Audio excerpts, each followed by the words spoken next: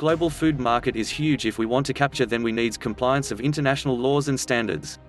Basically, law serves four main purposes: 1. Maintain and enforce order, 2. Resolve disputes, 3. Protect liberties and rights, and 4. Set standards.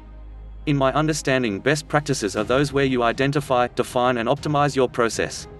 To make best practices work, business heads must be able to align and translate them practically and in accordance with their company's goals.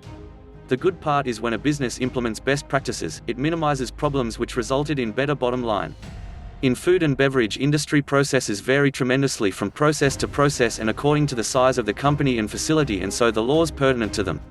It would be incorrect to define a single best practice for all food and beverage facilities. However, in general there are certain shared best practices, but the fact cannot be ignored that certain methods used by some producer may be so specialized that it might be considered as intellectual property, which may give a producer an edge over its competition. The actual challenge is for businesses that export or import food. How do they comply with the variety of cross-national standards? Every country has different criteria, e.g. Canadian Food Inspection Agency, the European Food Safety Authority, Norwegian Food Safety Authority, United Kingdom Food Standards Agency have their own laws. FDA, the Food and Drug Administration, is a federal agency of the United States Department of Health and Human Services, USDA, the United States Department of Agriculture. As far as local laws are concerned, broadly our food laws are divided into two parts: 1. Food Act, 2. Food Regulations. Food Act sets broad principle and Food Regulation contains detailed provisions. Laws pertinent to detailed specifications such as food standards, processing, hygiene, packaging and labeling falls under regulations. However, time to time revision of regulations are necessary because of new scientific knowledge, changes in food processing technology to protect public health.